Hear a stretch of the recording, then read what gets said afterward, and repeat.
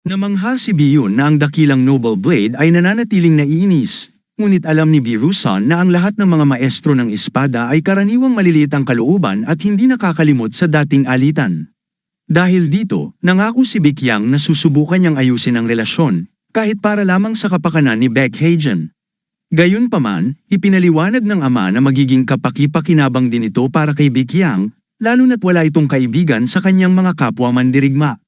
Matapos nito, pinayagan ni Birusan si Bikyang na pumunta sa isang paglalakbay, ngunit ipinaliwanag ng binata na gusto niyang makipag-usap ng pribado o humingi ng payo.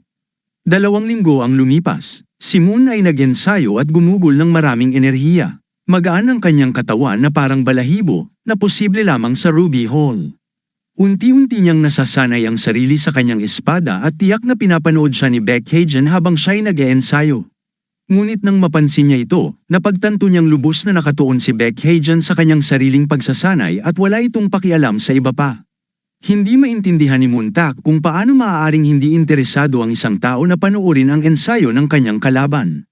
Bukod pa rito, nagiging mas bihasa si Moyanak sa kanyang sandata, at sa susunod, tiyak na hindi na mahihirapan si Baekhyun. Nagtaka si Moontak sa kakaibang kilos ng kanyang kalaban, kaya't nagdesisyon siyang alamin ang dahilan kung bakit ito nakatitig sa kanya ng ganoon. Sa isang mahinahong pag-uusap, tinanong ni Moyonek si Baekhyun tungkol sa dahilan ng kawalan ng presensya ng kanyang kapatid sa pagsasanay. Ipinaliwanag ng binata na abala ang kanyang kapatid. Alam ni Moyonek ang tungkol sa kamakailang pagkakasakit ng kapatid nito at inakala niyang maaaring nasa kama pa rin ito upang magpahinga. Biglang nagalit si Baekhyun at mariing inutusan si Moyonek na itigil ang kanyang walang galang na hinuha tungkol sa kalagayan ng kanyang kapatid. Dahil sa kabastusan ni Moyonek, sinimulang ipagmalaki ni Baekhyun ang pambihirang lakas ng kanyang kapatid, na minsang natalo pa siya sa labanan, isang bagay na tila imposible para kay Moyonek. Sa labis na katapatan, inamin ni Baekhyun kung paanong, sa kanilang di malilimutang laban, hindi niya man lamang nagawang tamaan ang kanyang kapatid. Sa isang tumpak na atake, literal na napalipad siya sa gilid na parang balahibo sa hangin. Nagbago ang atmosfera ng palaruan nang dumating si Baekhyun at nakita ang dalawa na abala sa kanilang matinding pagsasanay. Sa pamamagitan ng kanyang likas na pakiramdam, nahulaan ni Baekhyun ang tamang intensyon ng kanyang kapatid na sumali sa pagsasanay. Talagang nainip si Baekhyun sa matagal na pananatili sa kawalan ng aktibidad at hinahanap-hanap niya ang mas aktibong pagsasanay. Dahil sa pagdating ng kanyang kapatid, iminungkahi ni Baekhyun ang isang labanang pagsasanay gamit ang mga kahoy na espada. Bagamat nag-aalala pa rin si Baekhyun para sa kalagayan ng kanyang kapatid, patuloy niyang tinanong ang tungkol sa kalusugan nito. Bilang patunay ng kanyang pag-aalala, binalaan ni Baekhyun ang kanyang kapatid tungkol sa matamang pagmamasid ni Moontak sa kanilang mga kilos. Ngunit tahimik at kalmado lamang na tinugon ni Baekhyun ang nasabing bagay. Ang maingat na pagtingin ni Moyun ay napansin ang kakaibang pag-aalinlangan sa kilos ni Baekhyun bago magsimula ang laban. Dahil dito, napaisip siya tungkol sa tunay na kakayahan ni Baekhyun sa pakikipaglaban, lalo na pagkatapos ng hiling ng kanyang kapatid na maghanda para sa laban. Ipinakita ni Baekhyun ang kumpiyansa sa kanyang kakayahan at hinimok ang kanyang kapatid na huwag magpigil sa laban at gamitin ang lahat ng lakas sa kanyang mga pag-atake. Napuno ng tensyon ang hangin sa palaruan habang si Baekhyun, walang sinayang na oras, ay mabilis na umatake sa kanyang kapatid gamit ang kahoy na espada.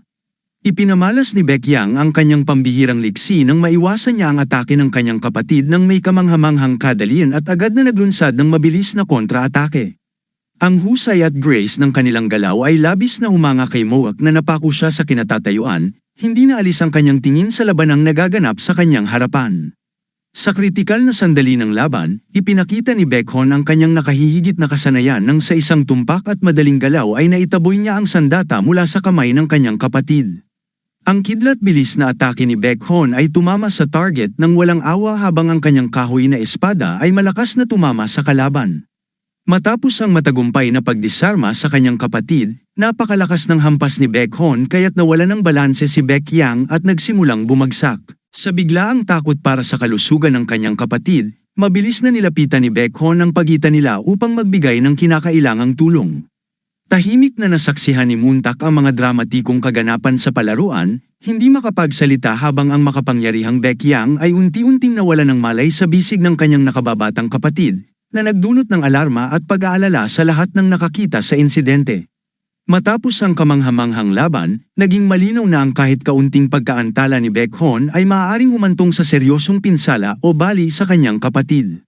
Sa kabila ng malinaw na pagkatalo, ang di matinag na espiritu ng pakikipaglaban ni Baekyang ay makikita sa kanyang agarang mungkahi na magsimula ng panibagong laban, habang inaabot na niya ang hawakan ng kanyang espada upang ipagpatuloy ang labanan.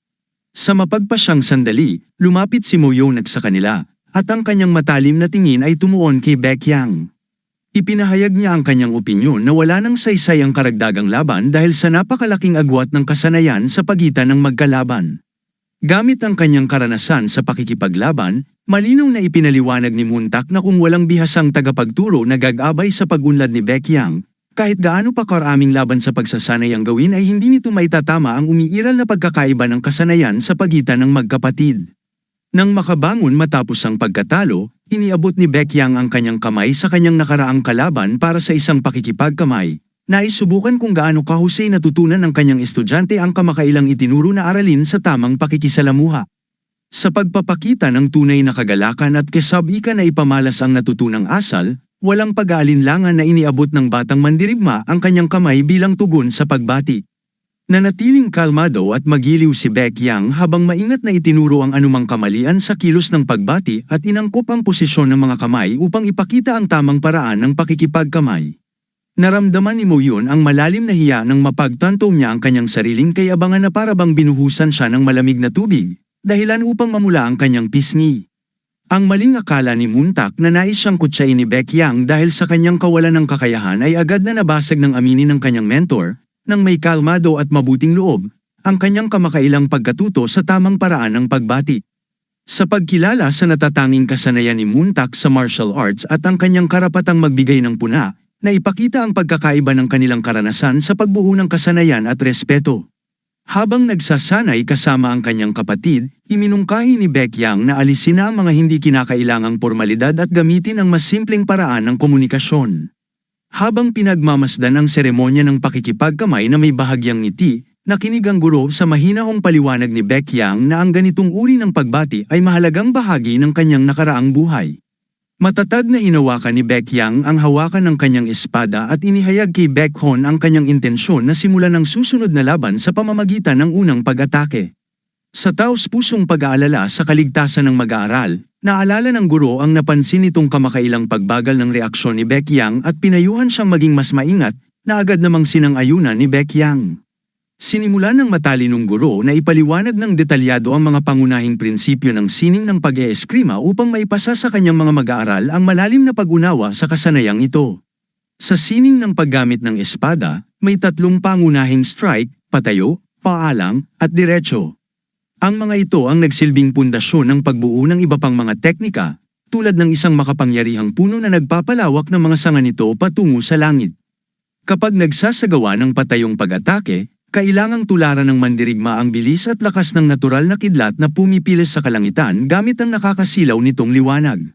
Sa pinakamainit na bahagi ng laban, malinaw na naramdaman ni Baekyang ang paggamit ng chi ni Beckhon, ngunit salamat sa kanyang mabilis na reaksyon, nagawa niyang maiwasan ang nakamamatay na atake sa tamang oras. Maingat na minamasdan ang bawat galaw ng mga kalahok sa laban, nagbigay ang guro ng malinaw na utos sa kanyang mag-aaral na higpitan ang hawak sa hawakan ng espada para sa mas mahusay na kontrol sa sandata. Matapos ang isa pang mabilis na hampas mula kay Beckhon, parehong bumagsak sa lupa ang dalawang mandirigma, hingal na hingal mula sa matinding laban. Ang nakakapagod na labanan ng dalawang maestro ng espada ay nagtapos sa tabla, dahil parehong nawalan ng lakas upang ipagpatuloy ang laban. Namutawi sa mukha ni Mo ang gulat sa nakita niyang nakakagulat na masiglang estado ni Baekyang matapos ang gayong matinding labanan. Ang kakayahan ng batang mandirigma na matagumpay na labanan ang makapangyarihang teknika ni Beckhon ay malinaw na patunay ng kanyang pambihirang lakas at kasanayan. Matapos ang laban, lumapit si Baekyang kay Muntak upang marinig ang kanyang propesyonal na opinyon tungkol sa nagdaang labanan. Itinuro ng bihasang mandirigma ang isang mahalagang kahinaan sa teknika, ang hindi sapat na paghahanda ng mga binti na hindi nakakasabay sa galaw ng katawan. Pinayuhan niya si Baekyang na bigyang pansin ang aspetong ito sa mga susunod na pagsasanay, na agad namang sinang-ayunan ng parehong Sacred Blade at ni Baekyang. Sa kanilang paghihiwalay, nagpahayag si Baek Yang ng kagustuhang muling magkita, kahit na alam ni Baek Hon na magiging imposible na ang regular na magkasamang pagsasanay dahil sa kasalukuyang kalagayan. Sa kabila ng awkwardness at hiya mula sa kanyang nakaraang mayabang na pag-uugali, ipinakita niya ang pag-unlad sa kanyang pagkatao. Taos-pusong ninais ni Mo Yun na magtatag ng koneksyon sa kanyang mga bagong kasama. Ipinahayag niya ang matapat at malalim na kagustuhan na ipagpatuloy ang pagsasanay kasama sila sa hinaharap, umaasa para sa mas marami pang pagkikita sa mga kahangahangang mandirigmang ito. Matapos ang nakakapagod na labanan at ramdam ang matinding pananakit sa buong katawan, nagpasya si Baek Yang na bumalik sa kanyang tirahan upang uminom ng espesyal na gamot. Alam ng karanasang guro na may mahaba pang tatahakin ang batang mandirigma sa pagpapabuti ng kanyang kakayahan, kaya't itinuring niya ang ganitong reaksyon ng katawan bilang natural na resulta ng matinding pagsasanay. Ang biglaang pagdating ni Baek Mua ay ikinagulat ni Baek Yang. Namangha siya nang makita ang halatang pagod na anyo nito matapos ang pagsasanay. Sa kabila ng mga naunang pakiusap na itigil ang pagsubaybay, matiyag ang inalam ni Baek Mua ang sanhi ng karamdaman ni Baek Yang, agad na pinaghinalaan si Mo Yun Tak. Sa galit, bigla niyang hinawakan ang mukha ni Baek Yang at malakas na ipinahayag ang kanyang pagkadismaya, iniisip na siya'y binubuli. Lubos niyang binaliwala ang mga paliwanag ni Baek Yang na ang mga sugat ay bunga lamang ng karaniwang pagsasanay. Pinagmamasdan ng eksenang ito, natagpuan ng guro ang sitwasyon na nakakatuwa, habang si Baek Yang naman ay lalong naiinis sa sobrang pag-aalala ni Baek Mua, hindi lubos na maunawaan ang dahilan ng labis na atensyon na ibinibigay sa kanya.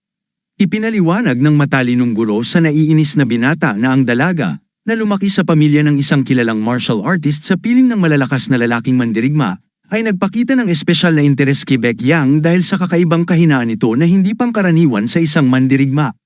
Naglabas si Baek Mua mula sa kanyang pataka ng 2 mahalagang granula ng panggagamot na natanggap mula sa kanyang ama. Ang mga ito ay may kamanghamanghang kakayahan na magpagaling ng anumang panloob na pinsala. Namangha si Baek Yang nang biglang ialok ng dalaga ang isa sa mga mahahalagang granula. Sumunod sa malinaw na tagubili ng maalagaing dalaga, agad na nilunok ni Baek Yang ang inalok na gamot. Dahil bihasa siya sa medisina, agad niyang natukoy ang mga sangkap ng gamot base sa kakaibang lasa nito, 100 taong gulang na runic flower, prutas ng licorice na nakapagpapagaling, at purong pulot. Ang mga sangkap na ito ay kilala sa kanilang natatanging kakayahan na mapataas ang panloob na enerhiya ng tao. Matapos ang tulong na natanggap, nag-ipon ng lakas ng loob si Baek Mua at humarap kay Baek Yang na may hindi inaasahang pakiusap. Hiniling niya na samahan siya ng binata makalipas ang 1 linggo sa isang pagtatanghal ng isang kilalang tropa ng mga naglalakbay na aktor, na nangangako ng isang di malilimutang palabas. Matalino si Baek Yang at agad niyang naunawaan ang romantikong kahulugan ng paanyaya. Gayunpaman, pumayag siya, itinuturing ito bilang makatwirang kabayaran para sa bihira at mahalagang gamot na natanggap. Masayang-masaya si Baek Mua at hindi maitago ang kanyang galak sa inaasahang pagkikita nila. Eksaktong 1 linggo ang nakalipas, magkasamang nakaupo sina Baek Yang at Baek Mua sa gitna ng mga manunood, maingat na pinagmamasdan ang kapanapanabik na palabas na nagaganap sa entablado. Isang epikong kwento ng labanan sa pagitan ng mga mararangal na bayani at isang mapanlinlang na kontrabida ang itinanghal sa teatro, na nagpanatili ng tensyon sa mga manunood. Sa pinakamatinding bahagi ng palabas, gumawa ng isang nakakamanghang galaw ang maalamat na mandirigmang may isang braso, gamit ang kanyang kumikislap na espada. Ang husay ng aktor ay lumikha ng isang nakakabighaning epekto ng kidlat sa malinaw na langit habang tinatapos ang 5 makapangyarihang miyembro ng isang samahan ng samurai sa isang hampas. Namangha si Baek Yang at labis na pinuri ang kalidad ng pagtatanghal. Samantalang si Baek Mua, sa kabila ng ilang teknikal na kakulangan ng palabas, ay walang sawang pinuri ang hindi matatawarang husay ng pangunahing aktor. Ang mausisang si Baek H. Jun, na may simpleng kawalang malay, ay nagtanong tungkol sa likas na anyo ng dugo sa dula. Ngunit matiyag ang ipinaliwanag ni Baek Yang na marahil ay gumamit ang mga aktor ng espesyal na komposisyon upang gayahin ang dugo at kulay nito. Maging ang eksperto sa martial arts na si Mo Yun Tak ay umamin sa walang kapantay na kahusayan ng produksyon, lalo na't lubos siyang naantig sa mahusay na pagganap ng maalamat na mandirigmang may isang braso, ang pangunahing kalaban ni Jinho mismo. Ang mainit na palakaibigang kapaligiran at ang pangkalahatang pagkabighani sa kapanapanabik na pagtatanghal sa teatro ay lumikha ng isang natatanging damdamin ng pagkakaisa sa mga manunood. Ngunit ang mga romantikong inaasahan ni Baek Mua ay hindi natupad dahil ang pansin ng lahat ay lubos na nakatuon sa nangyayari sa entablado. Nasiyahan si Mo Yun-tak sa magkakasamang panunood at binanggit ang matagumpay na pagkakatugma ng pagtatanghal sa araw ng dakilang piging ng pamilya. Inanyayahan niya ang lahat na ipagpatuloy ang kanilang kaaya-ayang pag-uusap habang kumakain sa isang maaliwalas na kubo. Sa inspirasyong dala ng palabas, ikinwento ng Sacred Blade ang matingkad na alaala ng hindi malilimutang pakikiharap sa isang tunay na mandirigmang may isang braso, na ang walang kapantay na kasanayan ay nag-iwan ng hindi mabuburang impresyon sa kanya. Ang kanilang nakakatuwang pag-uusap ay biglang nahinto nang biglang lumitaw ang isang maliit na batang lalaki. Sa mabilis na pagtakbo, bumangga ang bata kay Baek Yang na nakagambala sa kanilang kalmadong pag-uusap. Sa bilis ng kanyang reaksyon, agad na hinawakan ni Baek Yang ang bata at mariing inutusan nitong ibalik agad ang ninakaw na pera. Ngunit, sa halip na umamin, mariing itinanggi ng bata ang anumang pagkakasala.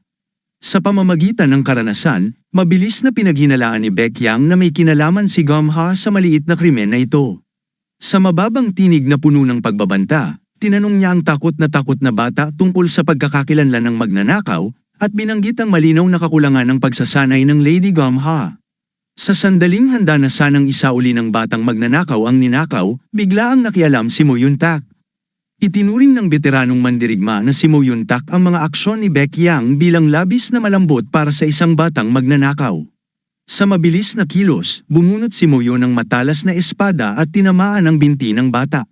Dahil sa biglang sakit, bumagsak ang bata sa lupa na may malakas na sigaw, hawak ang kanyang sugatang bukong-bukong gamit ang nanginginig na mga kamay. Kalma lamang si Mo Yun-tak habang pinulot ang nahulog na supot ng pera, kasabay ng pagpapaliwanag na ang mga baguhang magnanakaw ay madalas na itinatago ang kanilang nakaw sa kanilang mga bukong-bukong. Sa kabila ng matapang na tugon ni Mo Yun-tak, nagbigay si Baek Yang ng mahinahon na komento na hindi dapat sineryoso ang sitwasyon. Tinatanong ni Mo Yun-tak kung nais ni Baek Yang na hulihin ang batang magnanakaw, ngunit nagpakita ng malasakit si Baek Yang habang tinitingnan ang nanginginig na bata na puno ng takot. Dahan-daang iniabot ni Baek Yang ang kanyang kamay upang tulungan ang natatakot na bata. Binabalaan niya ito ng mahinahon na maging mas maingat sa pagpili ng mga bibiktimahin sa hinaharap. Gayunpaman, nang mahawakan ng bata ang nakalahad na kamay ni Baek Yang, biglang sumiklab ang matinding sakit na parang kidlat na damaloy sa kanyang buong nanginginig na katawan. Si Mo Yun-tak, na tila nasisiyahan, ay tinawag itong patas na parusa at may ngiti sa labi. Pinayagan niya ang natatakot na bata na dahan-daang gumapang palayo, ngunit kapansin-pansin ang asul na kulay ng kamay nito. Samantala, si Baek Mua, na tahimik na nakamasid sa malupit na tagpo, ay hindi mo ari kung paanong ang ganoong kalupitan ay maituturing na awa. Dalawang estranghero ang biglang dumating at labis na humanga sa matatag na pagkilos ni Mo Yun-tak. Para sa kanila, ang mahigpit na hakbang na iyon ay tanda ng tunay na kabutihang loob. Mabilis namang nakilala ni Baek Yang ang mga estranghero bilang mga kinatawan ng tanyag na martial arts clans na Greenfield at Seven Blazing Blades, na dumayo upang masaksihan ng pagtatanghal bago ang isang mahalagang piging. Batid ng matalas ang isip na si Blade of Immortality ang pangangailangang kilalanin ng mga disipulo ng maalamat na son si Baek Yang, sa kabila ng kanyang minsang bata at kusang loob na asal. Magalang na inanyayahan ng mga mandirigma si Mo Yun-tak na sumama sa kanilang pangkat. Ngunit magalang niya itong tinanggihan dahil sa presensya ng kanyang mga kasama. Mabilis ding napansin ng mga mandirigma ang batang si Baek Yang, ang batang master ng makapangyarihang P-clan. Sa kahihiyan, nagbigay sila ng ceremonial vows bilang pagbibigay galang, at pilit na binigyang katwiran ang kanilang pagkukulang sa pagkilala dahil sa matagal na kawalan ng pakikipag-ugnayan. Sa kabila nito, nanatiling magalang si Baek Yang at taos-pusong nagpasalamat para sa himalang gamot na inihandog ng mga pinuno ng kanilang mga angkan sa kagalang-galang na patriarka. Subalit, alam ni Baek Yang ang tunay na layunin ng mga tusong alagad ng makapangyarihang Edgar mula sa Greenfields clan at Yang Jong mula sa pamilyang Shining Blades.